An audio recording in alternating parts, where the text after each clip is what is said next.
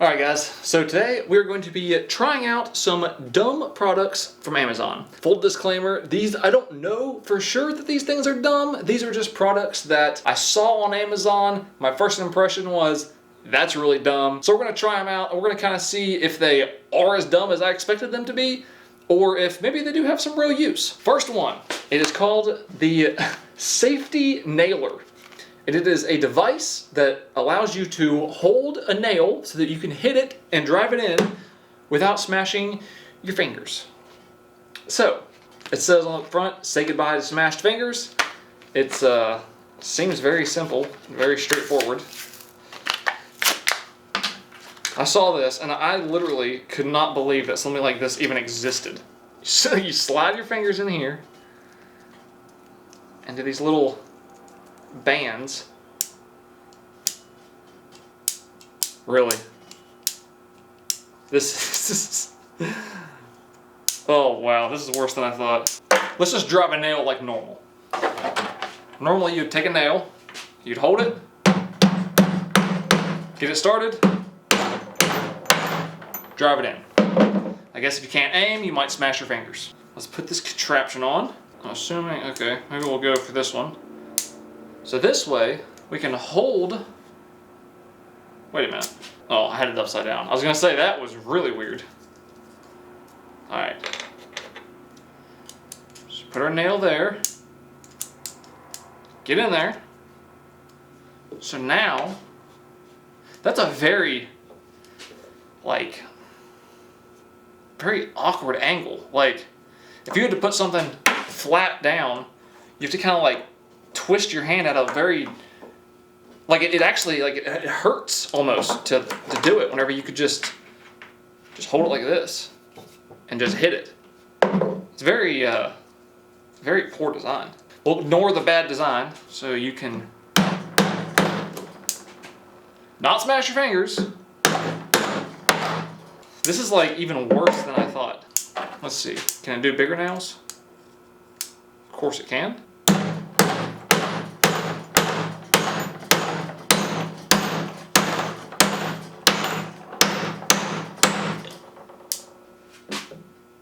Well, I hit the edge of it, and it kind of cracked. This is the way that I perceive this thing. The way I look at it, if you need something like this to hold your nails so that you don't smash your fingers, maybe you shouldn't be driving nails. Maybe you should be doing something else. If your aim is so bad that you can't just hold a nail, and even if your aim is bad, you're still fine. If you can't do this and then hit it, maybe you shouldn't have a hammer. Maybe you shouldn't be driving nails. I just don't see a use for this thing. The only exception, the only reason that I could see, the only benefit I could see for this thing would be if you had a young child and you were and they wanted to, I don't know, build a birdhouse or whatever kids want to do. You could have them use this so that way they don't smash their fingers because they're not used to hammering nails and whatnot. But outside of that, I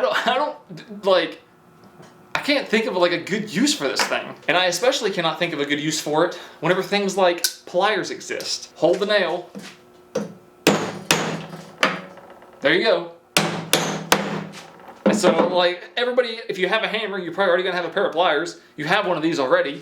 And I think this thing was I'd have to look again, but I think it was $15 or something. Very expensive for something that's just a plastic piece to guard your fingers. I want to see what happens if you hit it one too many times. So I'm just gonna pretend like I'm driving this nail. No, it's deformed and it's messed up this first little slot for the tiny nails. So not only does it is it pretty useless, if you hit it one time, it's gonna throw it off and deform it. So now it's useless. So you get one miss. And if you are already missing so bad that you need one of these things, you're definitely gonna hit it. So if you hit it, it's deformed, now you can't use it. Yeah, this thing is absolute trash. I would not buy that. I would recommend just getting a pair of pliers. Alright, so before we go any farther, this video is sponsored by Policy Genius. So, we all know that inflation is just out of control and we could all use some extra money. So, one of the easiest ways that you can save a little extra money is to reshop for your home and auto insurance. So that's where Policy Genius comes in. Policy Genius has saved customers an average of $1,250 per year over what they were paying for their home and auto insurance. So why Policy Genius? Policy Genius doesn't sell your info to third parties, which is nice. They also have thousands of 5-star reviews across Google and Trustpilot. And since 2014, Policy Genius has helped over 30 million people shop for insurance and placed $120 billion in coverage. So how does it work? First, you head to policygenius.com/TylerTube and answer a few quick questions about yourself and your property. And then Policy Genius will show you estimates and policies that fit your needs and help you find the best option. Then their team of experts will look for ways to save you more because they work for you, not the insurance companies. And if they find a better rate, they will switch you over for free. So if you're interested, head to policygenius.com/TylerTube to get your free home and auto insurance quotes and see how much you could save. All right, next product is called Onion Cut. I don't know that the sole purpose of this product is for onions, but that's what it's called, Onion Cut.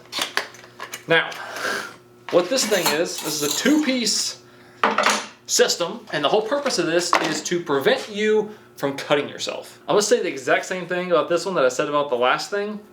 This is, you slide this on your finger, and that way, if you're cutting an onion, you can't cut yourself because there's a piece of steel between the blade and you. So I'm gonna say the same thing about this that I said about the SafetyNailer. If you are so bad with a knife, your aim is so horrible that you cannot cut something without cutting your finger off, and you need a physical piece of steel between you and the knife to keep from chopping your finger off, maybe you shouldn't be using a knife. Maybe you should be using some other type of device. But that's just me. What do I know?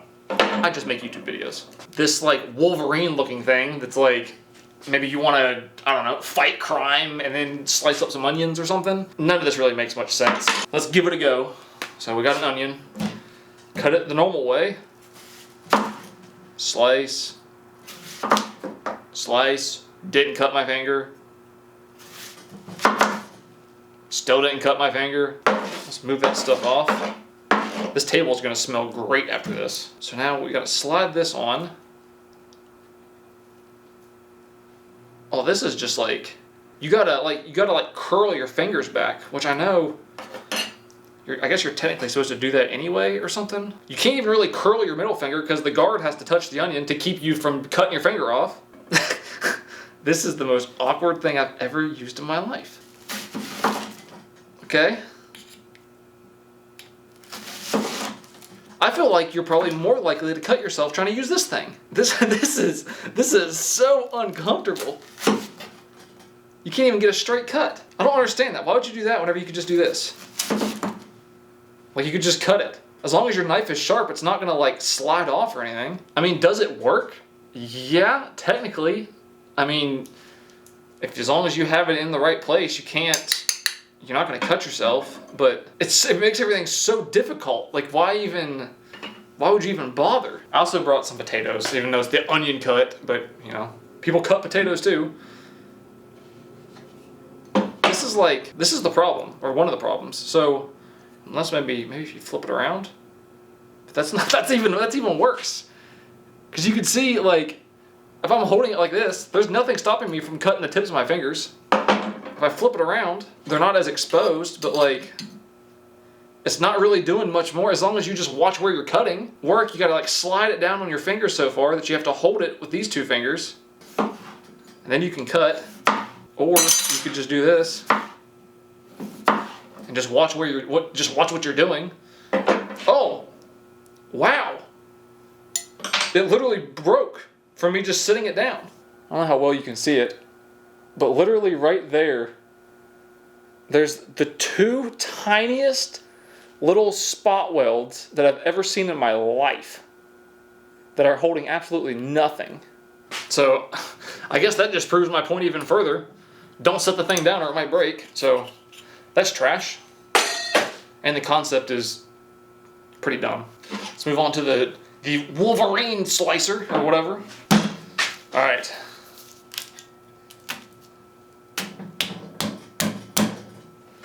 So I guess we're just supposed to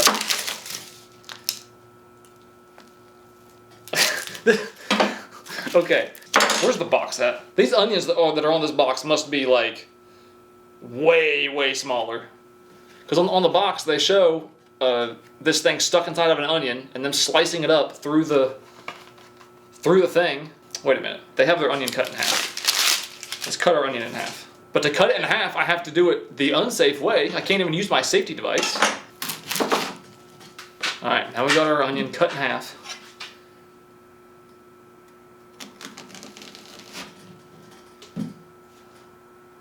So still, if we stick it in there, you gotta, okay.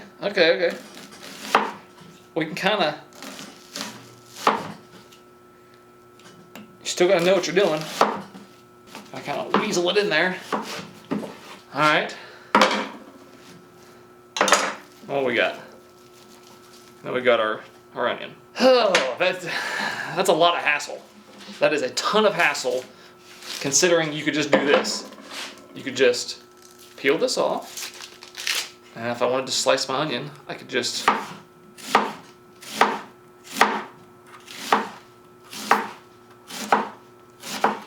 like, I don't know what the time difference was there, but it probably was like half the time. I have a potato for this one too. Yeah. Oh, it's not in the center.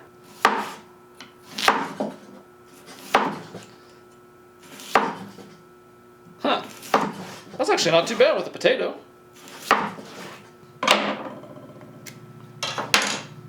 You got your potato sliced up.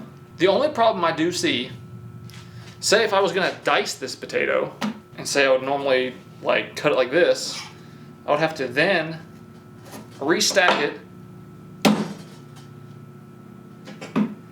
Oh, now I don't have hardly enough room.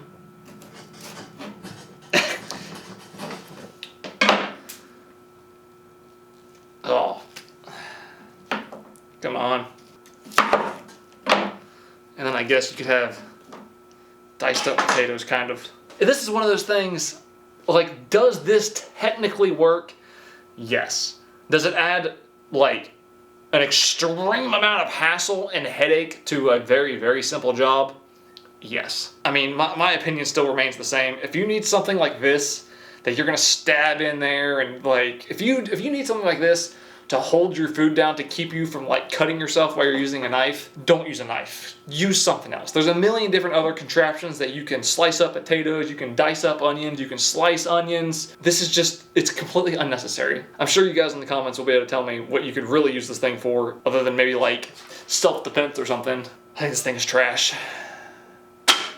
Moving on. So our next product is Hugos Amazing Tape. Tape is not really tape necessarily, but it is it's a tape that just sticks to itself, and it says, like, you know, cut to length, stretch and overlap, grips without adhesive, sticks to itself, seen on Shark Tank. The reason that it's on this list is whenever I saw this stuff, my first thought was, you mean a rubber band? And every single application that they say to use this stuff in is just something that you would use a rubber band for. So I'm kind of confused of like the purpose. So first, let's try it out. Let's say we have just a bundle of markers. We want to keep these markers together. So let's get some of this tape and kind of just, and it's got kind of a little bit of a stretch to it, so I'm going to try to stretch it tight. A couple little loops around. Alright, so here we go. Markers are stuck together. They seem like they're stuck together pretty, pretty sturdy. Obviously, if you have a bundle of markers like this, let's say you need to use one. So you take one out, start using that one.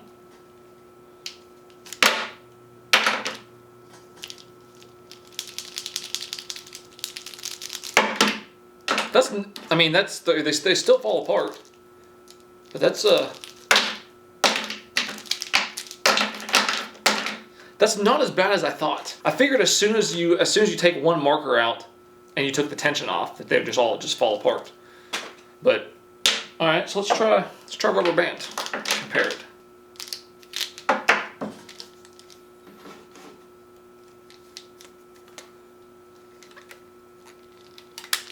There we go.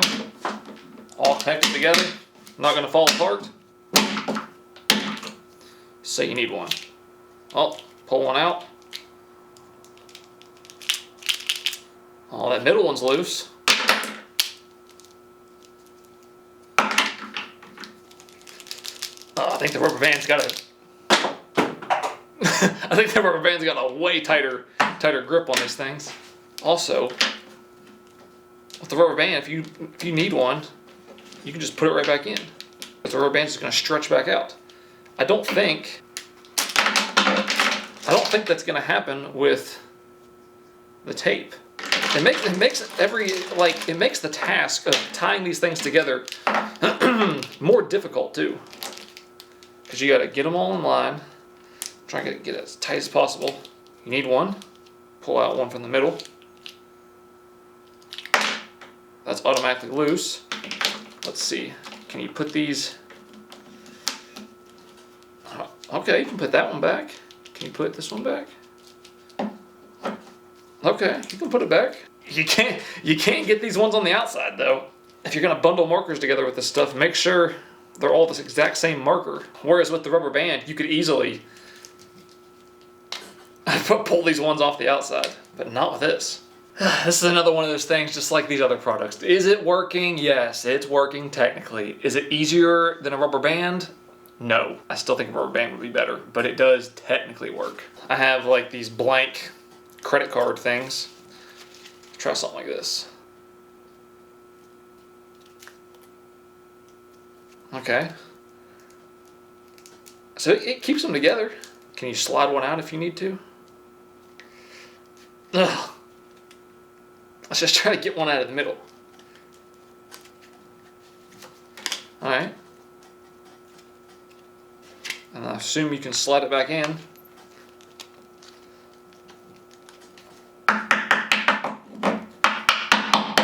That's tough, especially if you put a lot of tension on it. It's hard getting that card back in there. And it's not quite lined up right. And then, let's say you wanted to undo them. Where's the end? I legitimately cannot find the end. Okay, now it's destroyed. Let me do it again. I'll remember where I put the end this time. We'll put the end right here on this side. Alright. So there we go. Our cards are taped together. Not going anywhere. We want to get our cards out. And it's reusable, just like it said it is. I don't know. Let's try let's just use a rubber band. Just like you normally would.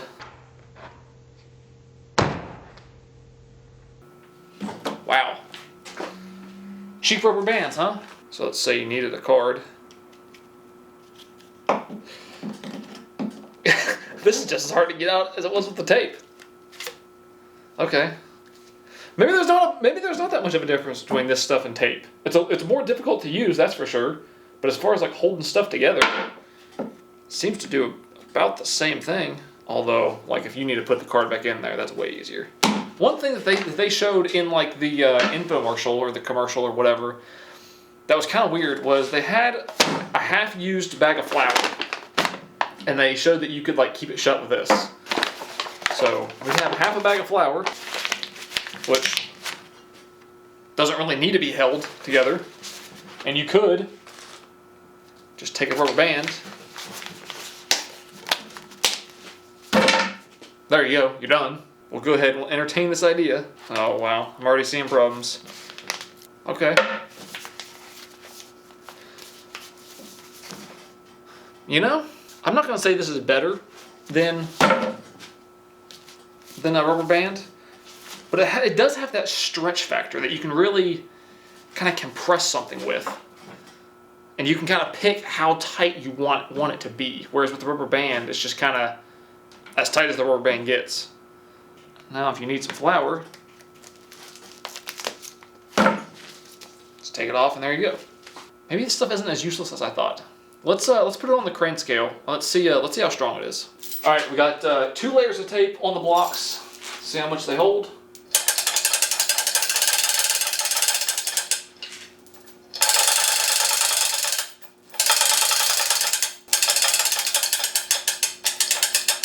Oh, they're already pulling apart.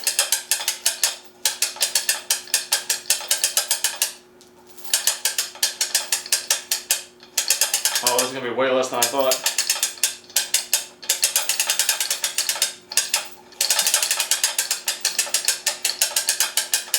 Maybe not.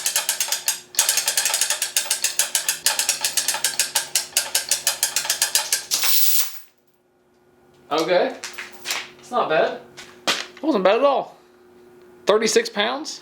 Could have been a lot worse. Now let's see what one rubber band is. I have a feeling this is gonna stretch a lot.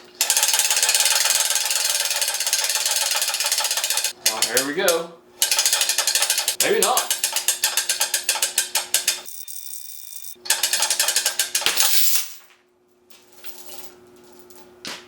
Really? I did not expect these to be so close. So, one rubber band wrapped around 2 times is 34, and the Hugos tape was 36, so it's almost the exact same amount of strength as the Hugos tape as a rubber band. That's pretty interesting. All right, our next item is called the Presto Plug. I have a lot of problems with this thing. A lot. What this is a, what do they call this thing? It's like an outlet relocator. Move your outlet where you need it. It's basically a 4-foot extension cord that you plug into the wall, and then you have this sticky pad on the back of this, and they have like a nice little plate cover. They added some USB ports, whatever. You plug it in, you stick this on the wall, wherever you would like your outlet to be, and then away you go. It seems like a good idea. My first complaint isn't even about the product. My first complaint is about the website, because you can't just get this thing on Amazon.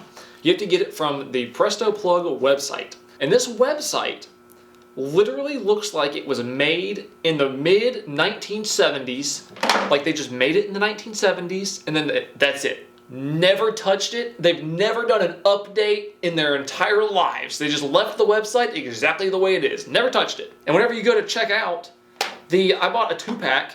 So whenever you go to check out, you have to answer like 15 questions just to check out. You go to check out and they're like, oh, well, you have 2. Do you want 3 for a 10% discount? And you say no. And they're like, oh, are you sure? How about a 20% discount? Oh, do you want like a replacement pad plan for X amount a month? And do you want, and you say no. And then, okay, well, do you want like a 4th for this amount? And they keep asking you all these questions. Do you want this? Do you want this? Do you want this? Do you want this?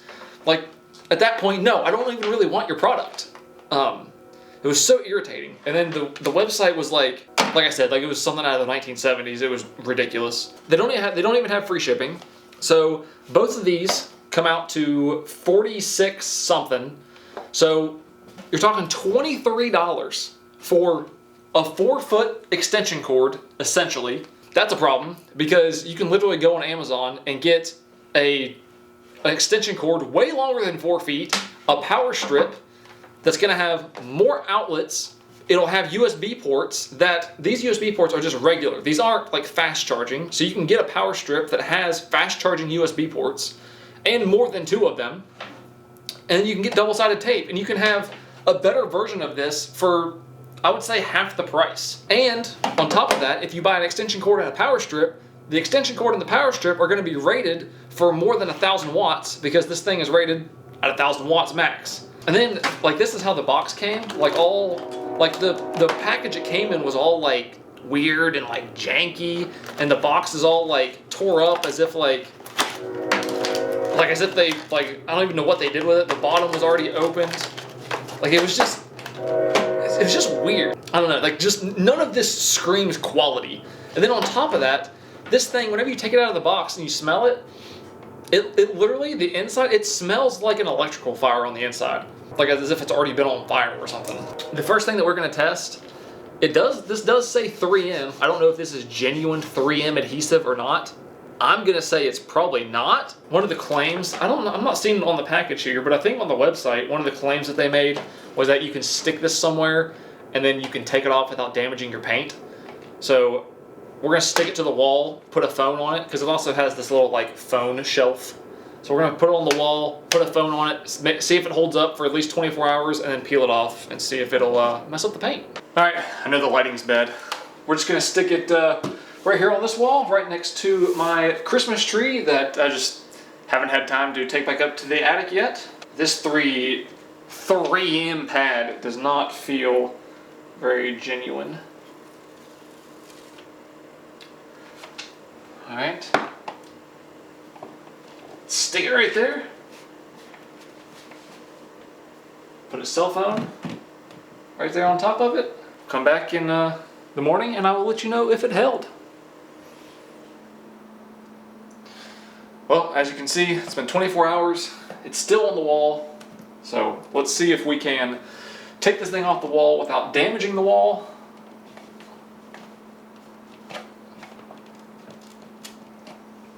It's pretty stuck on there. I think with most of this stuff, you're supposed to twist it to kind of. Oh, that actually wasn't too bad. All right, didn't mess up the wall at all.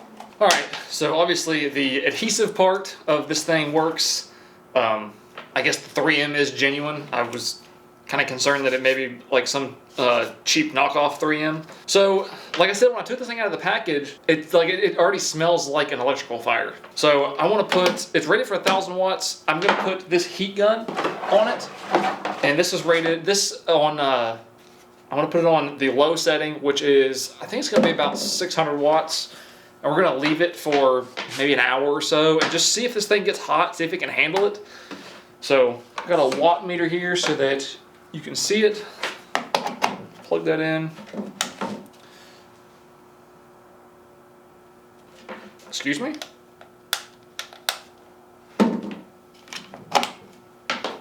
Is my heat gun not working? No? How many watts is it?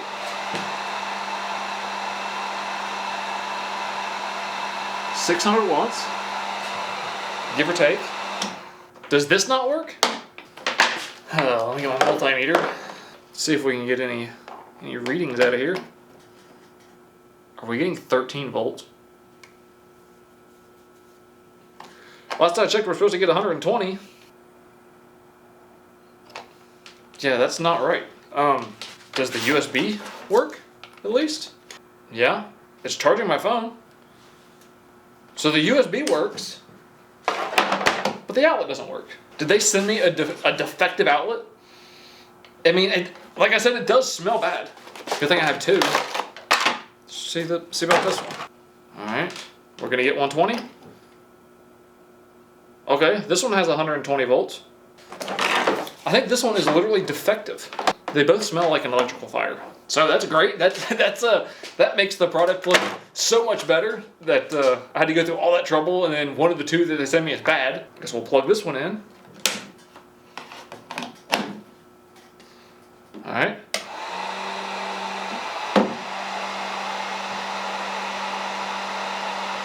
I'm gonna let this sit for, like I said, about an hour. We'll see what happens. All right, so it's been about a couple hours. This thing is warm.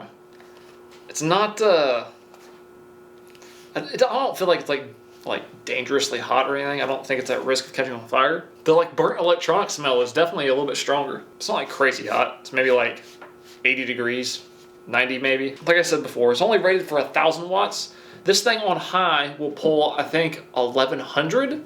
So let's see. See if it'll do it, first of all. All right, 600. All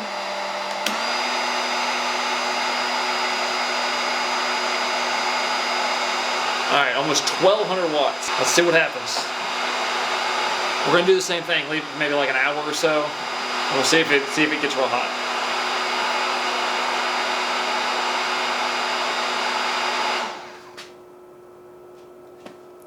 Really? Okay, so that wasn't even like, I was just getting ready to leave. That wasn't even like 30 seconds or something. At not even 1,200 watts, it was like, what, 1175, I think? And it just like, quit. Is it like, nothing? Is it like fried? Maybe plug it into the other one?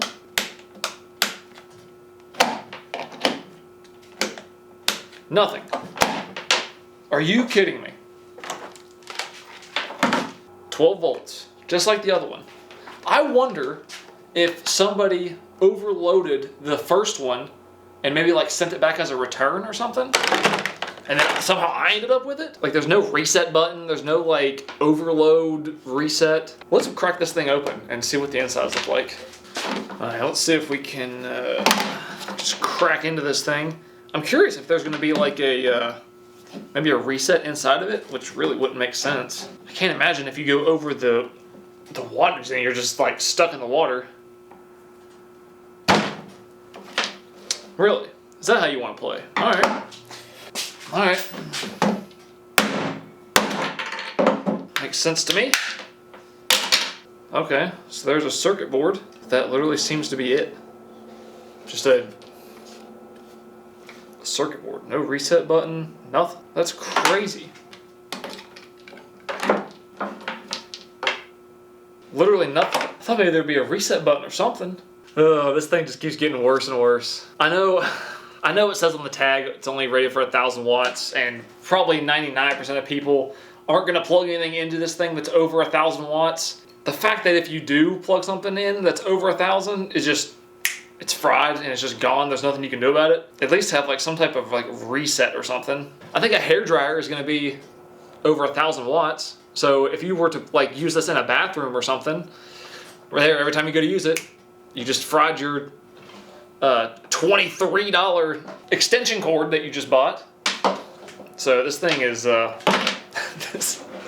I said in the beginning, this thing is trash. Buy an extension cord, a power strip, and some double-sided tape. So, that's it. Hope you guys enjoyed it. Thank you so much for watching. I'll see you in the next one.